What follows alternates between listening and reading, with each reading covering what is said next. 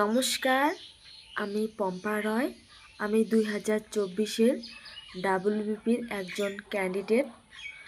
আমি মাননীয় মুখ্যমন্ত্রী শ্রী শুভেন্দু অধিকারী মহাশয়কে বিনীত নিবেদন এবং আমার প্রণাম।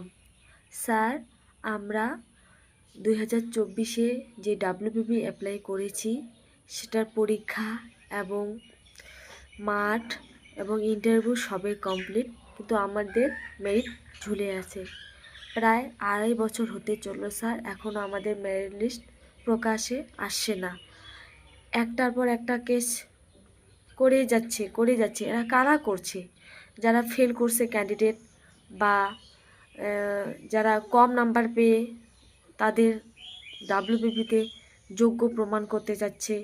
তো স্যার, আমরা এই পরীক্ষা স্বচ্ছভাবে দিয়েছি, কোনো দুর্নীতি হয়নি, আপনি যাচাই করে নিতে পারেন।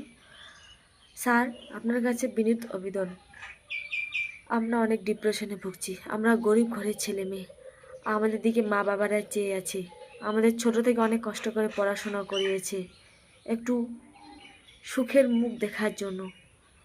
স্যার, আমরা ডিপ্রেশনে ভুগছি, বারবার বলতেছি, আমরা এভাবে বেশি দিন হলে সুইসাইড করতে বাধ্য হব। ফ্যামিলিতে আমরা একটা গ্রাম থেকে উঠে এসেছি, আমরা গ্রামে বিলং করি। একটা গ্রামে একটা মেয়ে ছেলেকে 27-28 বছর রাখা মানে অনেক পাড়া প্রতিবেশী আত্মীয় স্বজনের কথা, আমরা এগুলো আর নিতে পারছি না। আমাদের সঠিক ফল আমরা চাই। আমরা নিজের যোগ্যতায় পাশ করেছি, নিজের যোগ্যতায় পরীক্ষা দিয়ে কোনো দিন নিতে হয়নি। স্যার, আপনার কাছে বিনীত আবেদন, তাড়াতাড়ি আমাদের রেজাল্টটা বের করুন।